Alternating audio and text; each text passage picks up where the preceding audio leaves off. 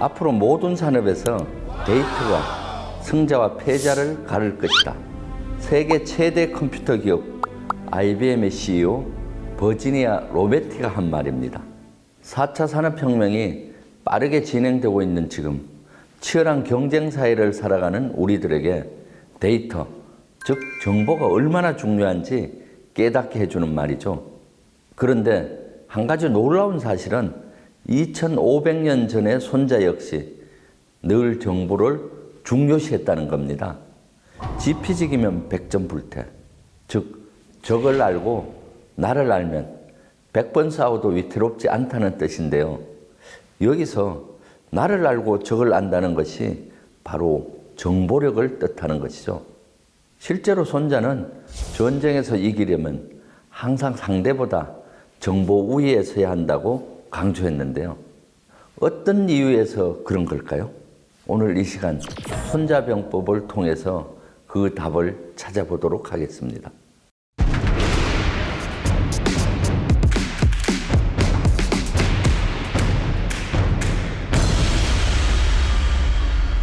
최근 서점에 가보신 적 있으신가요?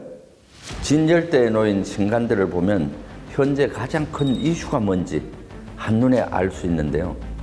요즘엔 단연 코로나와 관련된 서적들이 서점가를 점령하고 있죠. 우리가 코로나와의 전쟁에서 이기기 위해선 무엇보다 코로나 바이러스에 대해 잘 알아야 하기 때문입니다. 이것만 봐도 손자의 지피지기, 백전불태가 왜 중요한지 잘 알 수 있는데요. 내가 싸워야 할 적에 대해서 정확히 알아야 그에 맞는 대응 전략을 짜고 보다 손쉽게 이길 수 있다는 얘기입니다. 그런데 코로나처럼 언제 어떤 위험이 닥칠지 모르는 시대에 과연 지피지기만 중요할까요? 아닙니다. 손자는 지피지기뿐만 아니라 지천지지도 중요하다고 강조했습니다. 지천지지란 하늘과 땅을 잘 알아야 한다는 건데요. 예를 들어 전쟁을 치르기 전에 기상을 살펴 불확실한 변수는 없는지 확인하고 전투할 장소의 지역 요소는 어떤지 미리 알아두는 것 등을 의미합니다. 현대적인 의미로 해석하면 주변 환경 평가라 할 수 있는데요. 기업에서 하는 스와트 분석이 이와 비슷합니다. 스와트 분석이란 기업의 내부 환경 요소인 강점과 약점, 그리고 외부 환경 요소인 기회와 위협을 파악해 이를 토대로 경영 전략을 수립하는 기법을 말하죠. 이때 내부 환경 평가는 지피지기 중 지피이고 외부 환경 평가는 지천지지라 할 수 있습니다. 이때 한 가지 놀라운 사실은 손자는 이미 2500년 전에 지피지기와 지천지지를 통해서 지금의 스와트 분석보다 더 정교하고 과학적인 방법으로 주변 환경 평가를 했다는 것이죠. 손자가 전쟁을 할 때 정보를 얼마나 중요하게 생각했는지 잘 알 수 있습니다. 그런데 내가 적보다 정보 위에 설 경우 실전에서 얼마나 쉽게 이길 수 있을까요? 우리 역사상 가장 뛰어난 장군으로 손꼽히는 이순신 장군을 보면 잘 알 수 있습니다. 이순신 장군은 임진왜란 때 23전 23승의 대기록을 세웠는데요. 그 비결 중 하나는 바로 뛰어난 정보력이었습니다. 구체적인 일화를 살펴볼까요? 이순신 장군은 임진왜란이 일어나기 1년 전쯤 전라 좌수사에 임명됐습니다. 막중한 임무를 맡은 이순신 장군은 가장 먼저 지피지기에 집중했습니다. 특히 왜군과 조선수군의 강점과 약점을 비교 분석한 후 일본의 강점을 무력화시키기 위해 온 힘을 쏟았는데요. 그 결실 중 하나가 바로 거북선을 만든 겁니다. 당시 일본 수군은 주로 등선 육박 전술을 썼습니다. 등선 육박 전술이란 빠른 속도로 적함에 다가가 배를 붙인 후 적함으로 건너가 칼과 창으로 적을 치는 전술을 말하는데요. 이순신 장군은 어떻게 하면 이를 효과적으로 차단할 수 있을지 고민했습니다. 때마침 이순신 장군의 부하였던 나대용이 지붕이 덮인 구조의 배를 만들자고 제안했었고 이순신 장군이 즉시 실행에 옮긴 것이죠. 실제로 거북선은 판옥선에 지붕을 덮어 창과 철심을 박은 형태로 설계됐습니다. 그래서 배에 올라타는 일본군을 원천 봉쇄하는데 아주 효과적인 구조였던 것이죠. 그뿐이 아닙니다. 이순신 장군은 새로운 전법을 짜기도 했는데요.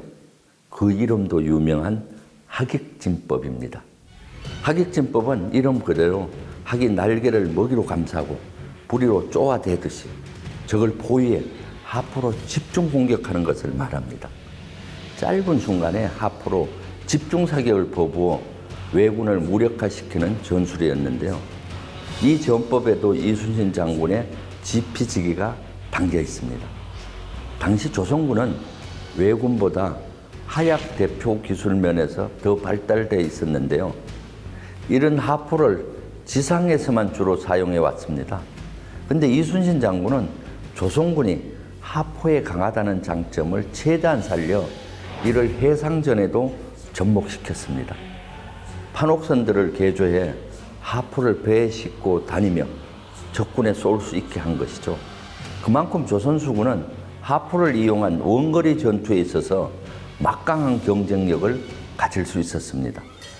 거북선과 하객진법, 이 두 가지만 봐도 이순신 장군이 지피지기를 통해 조선 수군의 강점은 극대화하고 일본 수군의 약점을 잘 파고들었다는 것을 알 수 있습니다. 또한 이순신 장군은 적에 관한 정보를 모으는데 많은 공을 들였습니다. 특히 주변 마을 백성들을 적극 활용했는데요.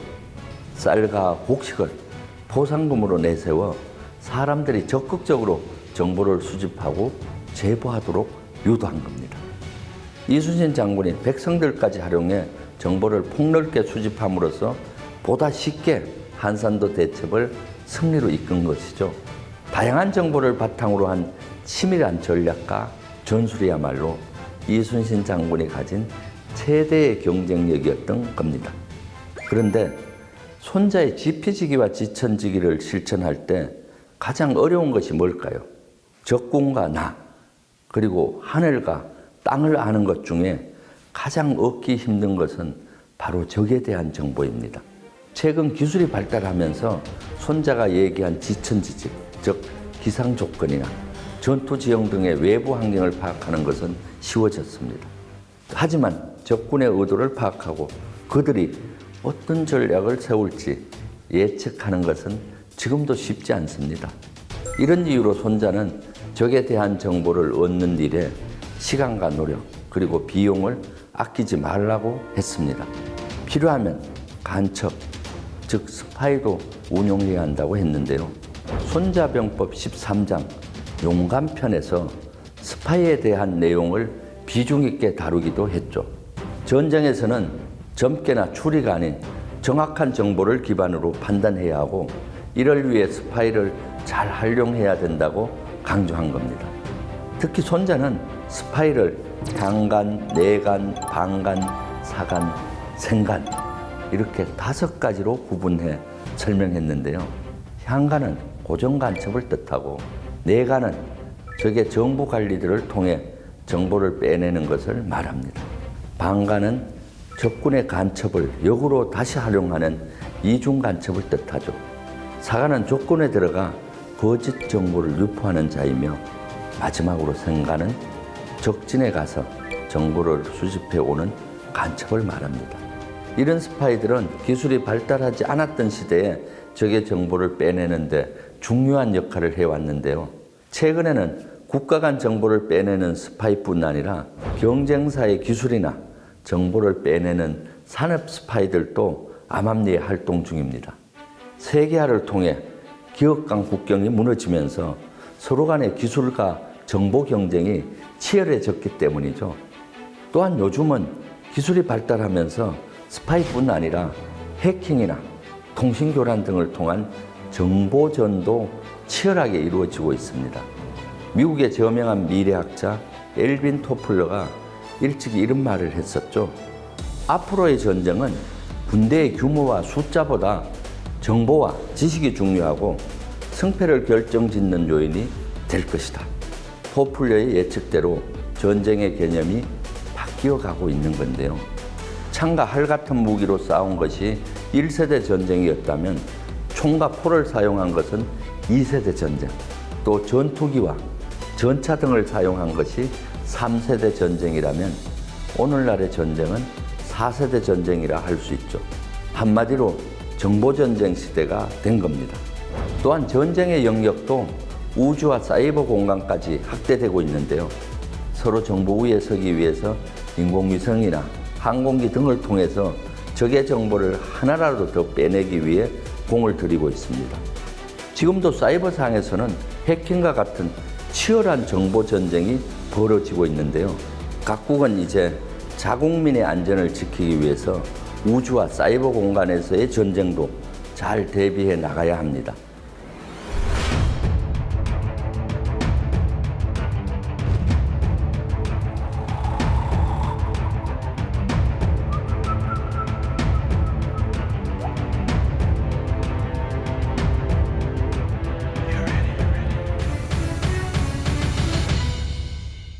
최근에는 국가뿐 아니라 기업들 간의 정보 전쟁도 더 치열해지고 있습니다.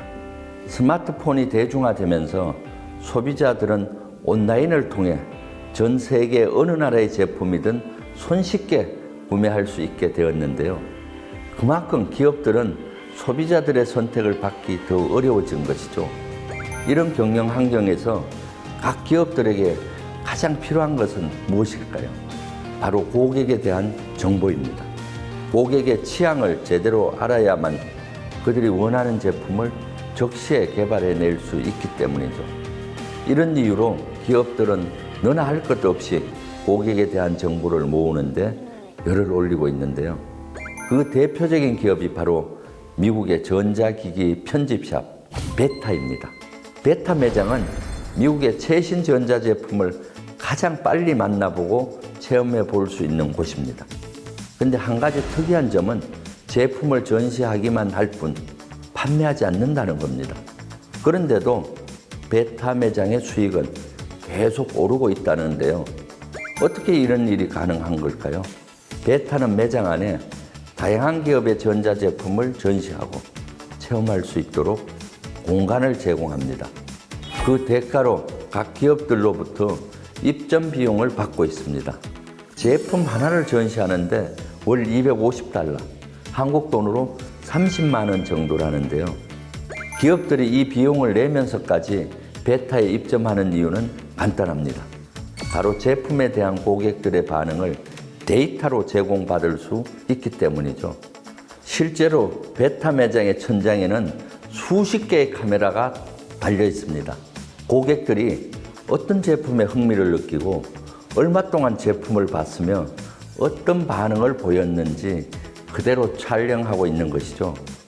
베타 테스트라고 불리는 매장 직원들도 고객 반응을 부지런히 기록하는데요. 이런 정보들이 고스란히 각 기업에 전달돼 시장 전략을 세울 때 중요한 데이터로 쓰이는 겁니다. 이러한 데이터들은 기업이 제품 개발에서부터 마케팅 전략을 세우는 데까지 폭넓게 사용되고 있는데요. 최근에는 이런 데이터 전략을 통해 큰 성공을 거둔 기업이 있습니다. 바로 청소기에 이어 드라이어기까지 프리미엄 가전으로 인정받고 있는 다이슨입니다. 2015년부터 전년 대비 최소 30% 이상의 매출을 기록하며 고속 성장을 보여왔는데요. 이게 다 다이슨의 숨겨진 정보력 덕분이라고 하죠. 사실 다이슨의 드라이어는 여성들을 주 타깃으로 만들어진 제품입니다. 당연히 초창기에는 여성들을 대상으로 광고 전략을 펼쳐왔습니다. 하지만 40만 원이 넘는 고가의 헤어드라이어 매출은 쉽사리 늘어나지 않았습니다. 돌파구가 필요했던 다이슨은 시장 분석에 나섰습니다. 그리고 헤어드라이어의 실제 구입 고객층을 빅데이터로 분석해 봤는데요. 의외의 결과가 나왔습니다. 헤어드라이어를 실제로 사는 고객을 보니 여성 못지않게 남성의 비중이 컸던 겁니다. 여성이 직접 구매하는 것보다 남성들이 여성들에게 어필하기 위해서 고가의 헤어드라이를 선물하는 경우가 많았던 것이죠. 이 결과를 통해 다이슨은 헤어드라이어의 판매 전략을 전면 수정합니다. 다이슨은 실제 사용자인 여성들을 대상으로 한 광고 대신 실구매자인 남성들을 대상으로 광고 전략을 펼치기 시작했습니다. 화이트데이를 맞이해 남성들에게 어필할 수 있는 광고를 만든 건데요. 다이슨의 헤어드라이가 바로 사랑의 큐피트라는 메시지를 담은 것이죠. 결과는 대성공이었습니다. 고가의 헤어드라이어 매출이 빠르게 늘어난 건데요. 청소기에만 의존했던 다이슨의 주요 제품군을 헤어드라이어까지 확장하는 결실을 얻은 것이죠. 다이슨이 빅데이터를 통해 지피지기를 새롭게 함으로써 헤어드라이어 시장에 새로운 주역이 된 겁니다. 다이슨의 사례는 기업에게도 손자가 이야기한 정보 위에 서는 것이 얼마나 중요한지 다시 한번 깨닫게 합니다. 과연 기업은 스스로 왜 존재하는지 잘 알고 있는가? 고객은 전에 알던 고객이 맞는가? 잘 안다고 자신했던 고객이 혹시 변하진 않았는가에 대해서 끊임없이 고민해야 한다는 메시지를 던져주고 있는 것이죠. 반대로 소비자의 입장에서도 정보는 큰 힘을 발휘합니다. 언제 기업이 할인 행사를 하는지 미리 정보를 알고 있다면 같은 상품도 더 싸게 구매할 수 있는데요. 요즘은 가격 비교 어플만 잘 활용해도 단시간에 최저가 상품을 손에 넣을 수 있게 되었죠. 또한 인터넷을 통해 내가 사고자 하는 제품군에 대한 정보를 많이 모을수록 더 좋은 제품을 싼 값에 구매할 수 있는 확률이 높아집니다.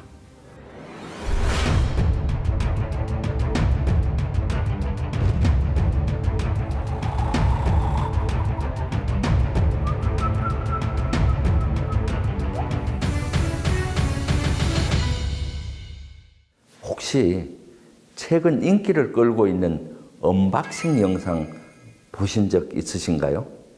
언박싱 영상이란 자신이 구매한 제품의 포장지를 뜯으며 직접 사용해 보는 모습을 담은 영상을 말하는데요. 이것도 소비자들에겐 고급 정보가 됩니다. 유튜버들이 올린 여러 가지 언박싱 영상을 참고하면 소비를 하는 데 있어서 실패를 줄일 수 있기 때문이죠. 이처럼 개개인이 정보력을 갖추게 되면 소비생활뿐만 아니라 일상생활에서도 큰 경쟁력을 발휘할 수 있는데요.